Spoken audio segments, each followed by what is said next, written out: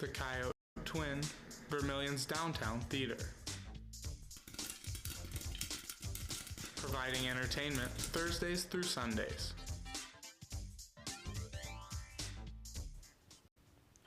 Tonight, Oktoberfest celebrates Vermilion's German heritage. We'll have that and more coming up. Coyote News starts right now. Dakota Days is right around the corner. Welcome to Coyote News. I'm Xander Hull. And I'm Ava Sevening. We'll get to that story in a moment. But first, Vice presidential nominees J.D. Vance and Tim Walz debated in New York City last night. USD Democrats hosted a watch party of the debate. Those attending had a chance to fill out a bingo sheet filled with the topics that might be brought up and discussed. Also available at the watch party was information about voter registration for South Dakota, North Dakota, Nebraska, and Wyoming. The candidates focused on topics of immigration, abortion, the economy, and the conflict over in the Middle East. The 2024 presidential election will take place in early November. Team USA Olympians and Paralympians visited the White House, including USD student Miles Kraske. On Monday, President Joe Biden welcomed the athletes to recognize their achievement in the summer's Games in Paris. In his speech, Biden thanked them for representing the very best of America. He said that they are setting the example for young people across the country and allowing them to start believing in themselves. Biden wasn't permitted to attend the Paris Games because his presence would have been too disruptive. However, he does look forward to attending the 2028 Olympic Games in Los Angeles when he is no longer president. Dakota Days is next week, and with that comes with a week full of events. Homecoming week kicks off with Coyote Carnival on Monday night. Then enjoy some free breakfast on Tuesday and s'mores with a movie on Wednesday. Head to downtown Vermilion for a live DJ and dancing on Thursday and root beer floats on Friday. Dakota Days wraps up on Saturday with a parade and a football game against the University of Northern Iowa.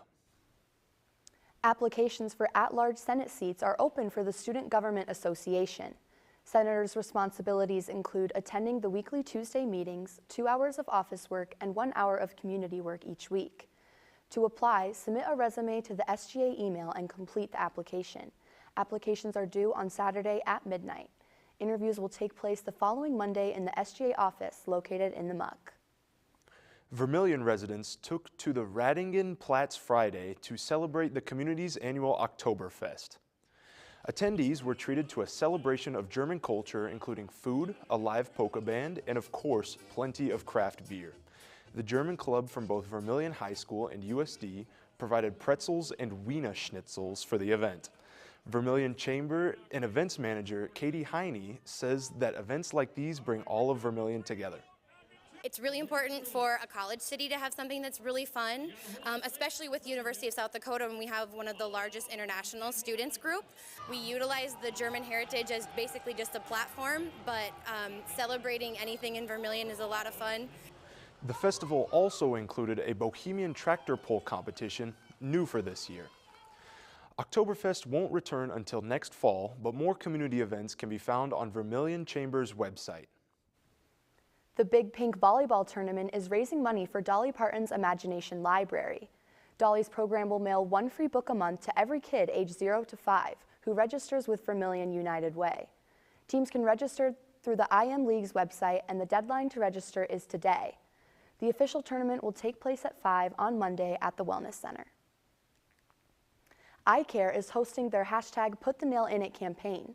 The goal is to inspire individuals to do their part to end domestic violence and to have those conversations about the issue. iCare is painting ring fingernails purple to anyone who stops by the event to help spread awareness. The campaign takes place in the Muck tomorrow from 11 to 1.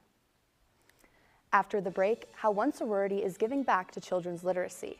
You're watching Coyote News.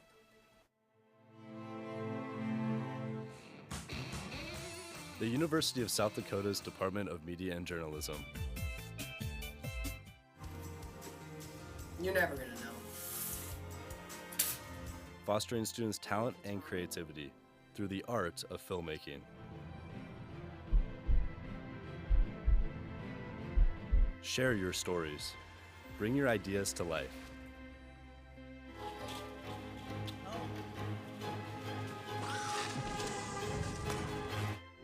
Discover your passion.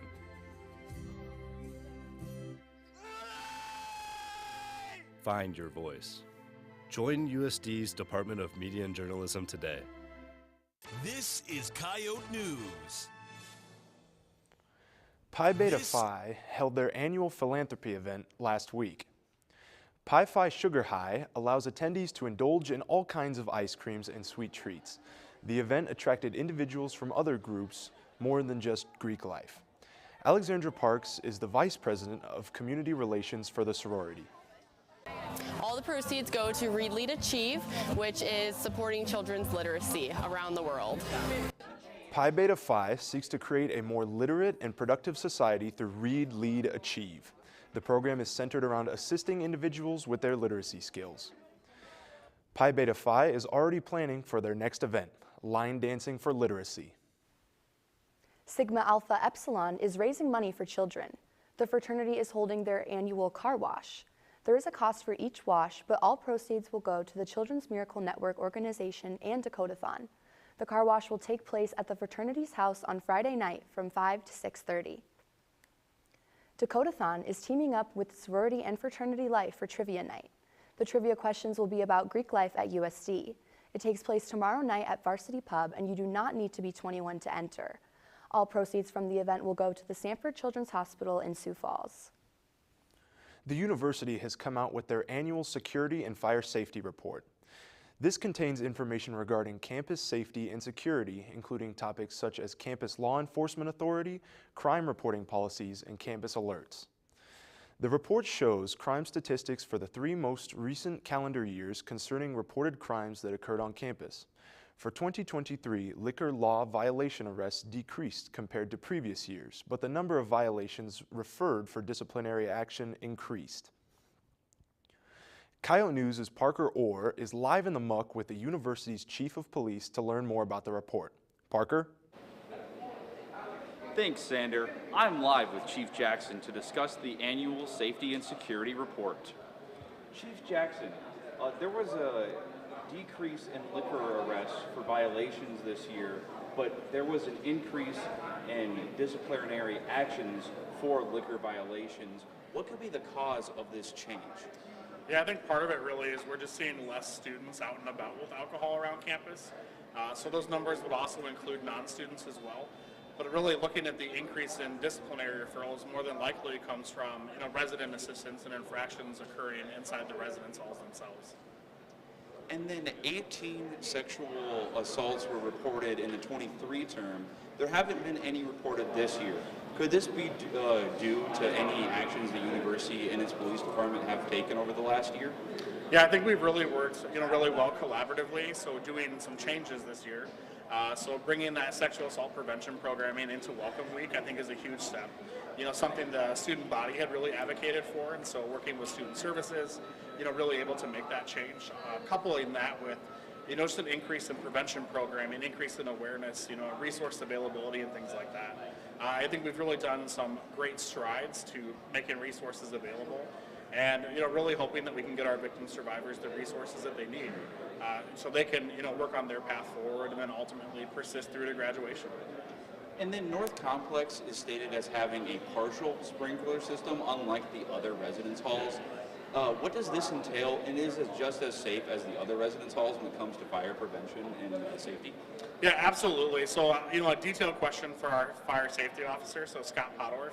But really, it looks at the placement of some of those extinguishers, whether the wet suppression system is actually inside the dorm room themselves, inside the hallway. Some of those things really, that semantics, breaking down that language, but absolutely just as safe as any other residence hall.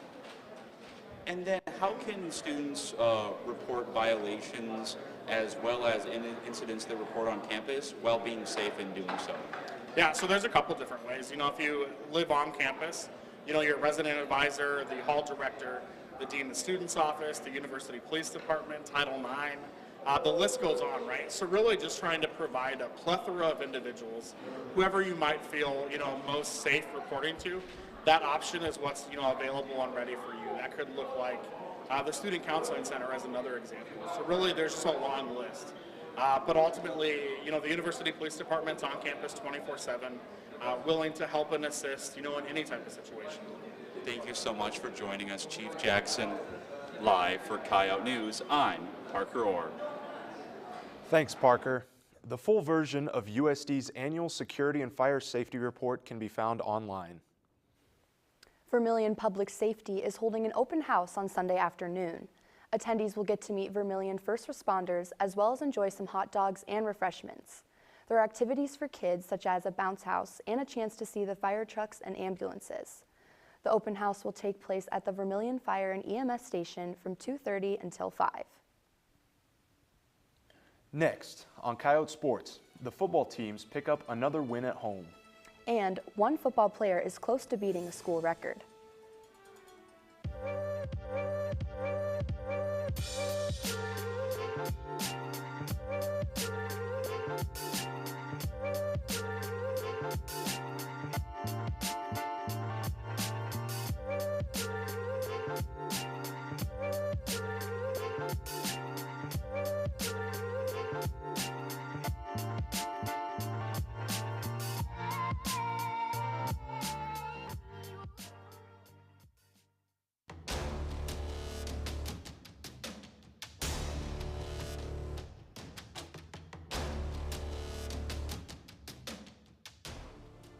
Day in and day out. From one field on to the next. Dedicated, restorative, and driven. To the American farmer who represents the roots of our country, we thank you for all you do.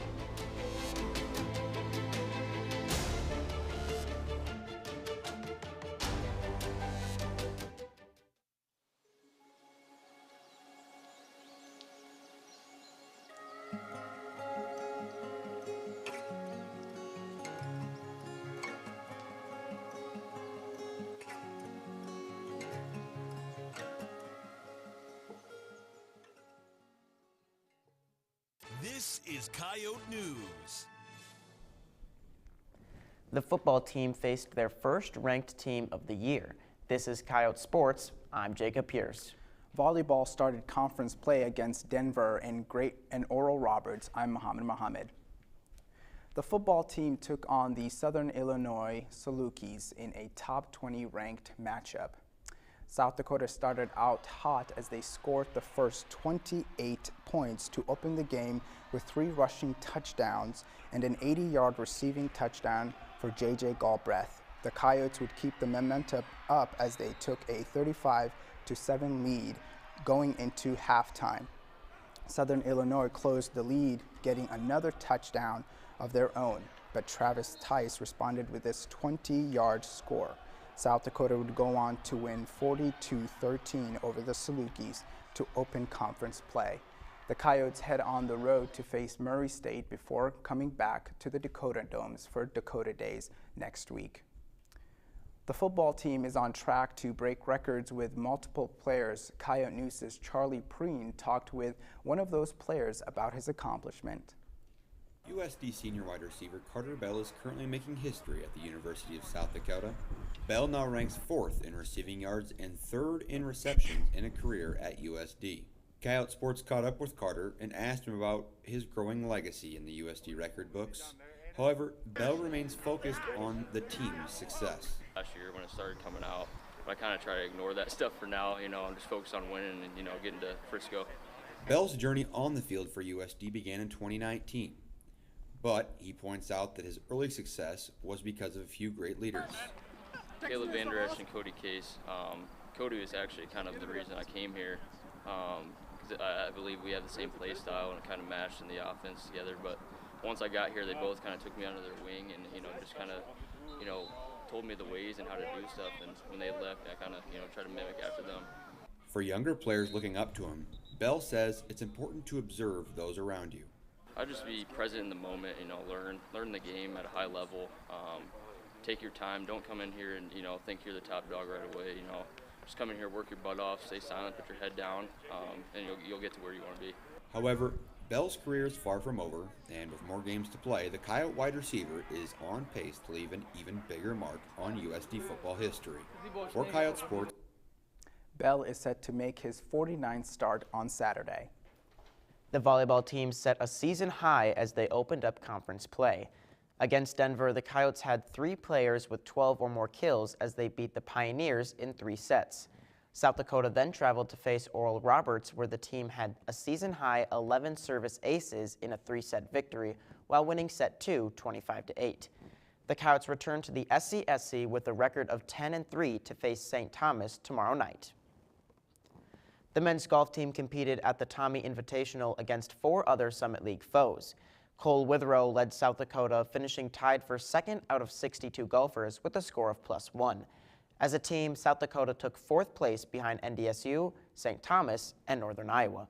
The team finished with a score of +28. The team finished 3rd out of 5 conference teams competing. South Dakota tied with St. Thomas for the lowest team score in round 3. Coyote News' Maggie Bishop is live in the muck with the 2-time Player of the Week for men's golf, Max Schmicke, who finished 31st in the Tommy Invitational. Maggie? Thanks, Jacob. I'm here with Max Schmidtke to talk about his golf season. Max, with the team placing 4th on Monday, how do you feel the meet went overall? I think it went pretty well. The conditions were the toughest we've seen so far this season. It was really windy, and just the setup of the course was very firm and fast, and the pins were tucked in some areas where you really had to be in position to get after them. So with that being said, I think we did a really good job of managing, especially the final day, I think we shared the low round of the day with St. Thomas, so able to hang in there and build some momentum coming into our home event this weekend. And with having such a successful season this last year, what was your mindset coming into this season? Just to kind of keep building on it. It's my last year here, so I mean, I don't really have anything to lose, which can be stressful, but it's been pretty peaceful so far, just kind of going out there and playing because I love to play the game with my great teammates and my coaches. So not many expectations at all, just really trying to make the most of it and kind of play each tournament that I'll be able to look back on and be happy with. And has your training changed much with your new coach, Chad Green, entering the picture? A little bit, yeah. We've used a different stat tracking system, so we've kind of structured our practices in a different way. Kind of combining things that we're doing well with some things that we need to work on. So it's been good. I don't think I've ever done the same thing twice at practice, and we play a lot, which is good. Obviously, you can kind of be on the driving range and working on your mechanics, but it's also really important to be able to score the ball on the course and kind of keep that fine-tuned. Thanks for being here with us today, Max. Live in the muck for Coyote News, and I'm Maggie Bishop. Thanks, Maggie. Schmidtke and the rest of the Coyotes will be back in action next week as they host the Throwdown up top.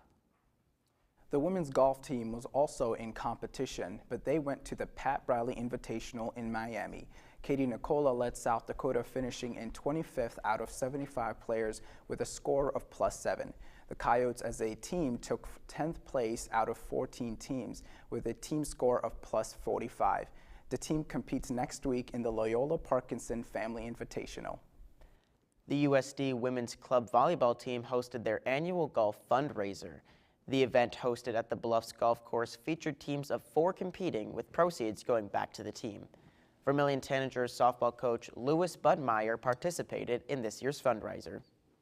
Feel pretty good about where my game's at. I mean, average golfer, but beautiful day, sunshine, out with some friends, gonna have a good time.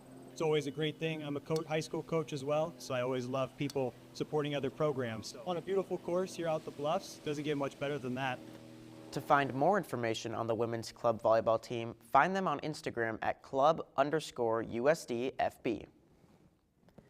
The tennis team went to Colorado for the 2nd time this season. Sorcha Caves and Katarina Kurcic both earned 3rd place in their flights, posting records of 2 and 1 on the weekend. Bia Havlikova and Grace Chaddick went 2 and 1 in doubles play, while Selena Bird and Anna Medvedev went 3 and 2. South Dakota is back in action at the ITA Regionals starting next week. The cross-country teams competed in the Gaines Creek Classic, facing off against over 30 teams. For the women's team, Madison Brower led South Dakota, finishing in 68th out of 329 runners with a time of 21 minutes and 21 seconds. That helped her pick up her first Summit League Peak Performer of the Week.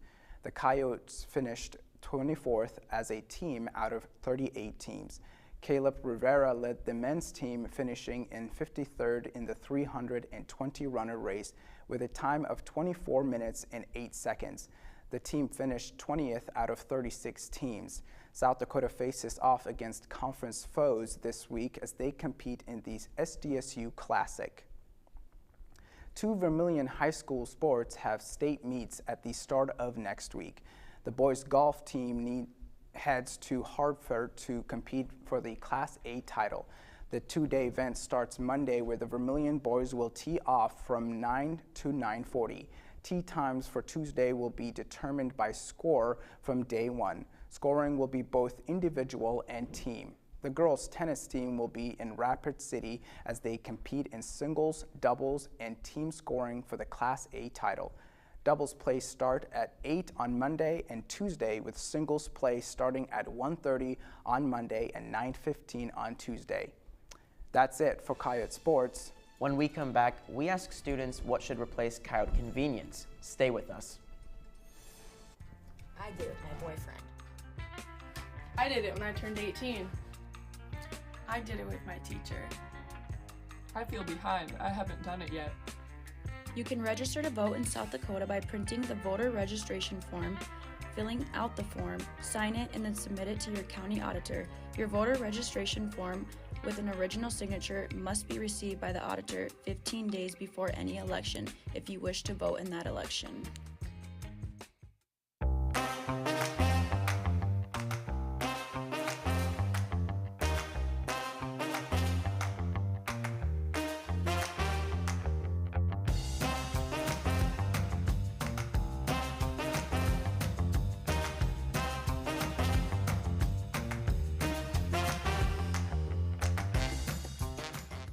This is Coyote News. A pygmy hippo in Thailand has become an internet meme. Mu Dang was posted on the Khao Kio Open Zoo's Facebook page and became an internet star within a few weeks. Mu Dang's name literally means bouncy pork in Thai, which is a type of meatball. The name was chosen by fans through a poll on the zoo's social media. The zoo director has begun copywriting and trademarking Mu Dang the hippo to prevent the animal from being commercialized by anyone else. He said that after the zoo does this, they will have more income to support activities that will make the animals' lives better. Coyote Convenience, which once stood at the corner of East Cherry and North Dakota Street, has been torn down.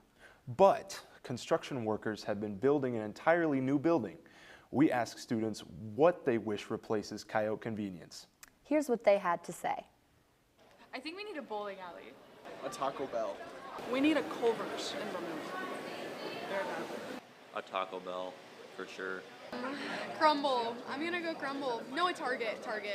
Hands down, Taco Bell. I drive to Yankton twice a week just for Taco Bell, so Taco Bell. I think another bar would look really good right there. Raising Cane's. I'm hoping another gas station with cheaper gas, but it's probably gonna be a coffee shop. Maybe another fast food place because getting kind of tired of all the places here. Either a Taco Bell or a Raising Cane's. Hopefully like a Taco Bell or like a Cane's or Chipotle. I think they should build a pet store. We need more animals in the area. Pan Express. A 7 Brew because I'm really missing it here. So it needs to be a 7 Brew, and if it's not, I'm gonna be pretty upset. A new Holler, R.I.P. Holler. A Taco Bell because I like Taco Bell. Maybe they build a second McDonald's that you can choose which one is better. I think they should put another McDonald's because it would be really funny if there was 2 McDonald's right next to each other. Me personally, I agree with whoever said the bowling alley. I love going bowling, but I hate driving to do it. So I'd say the bowling alley. Definitely. I think me personally, I'd like a hoo-hot around here. I think my wallet might be empty by the end of the week, maybe. Hoo-hot is a nice idea, but I would have to agree with Taco Bell from all of the students. Yeah. I feel like we need more places for sweet treats, like a froyo place or a crumble or something. Yeah. Sometimes you deserve a sweet treat. So. That's all for Coyote News. Check out the Volant online for a look at how sports and theater have come together. Listen to 91.1 for news updates throughout the week and for coverage of your USD sports. Don't forget to follow our social media pages for daily updates and the weekly poll. Have a great night.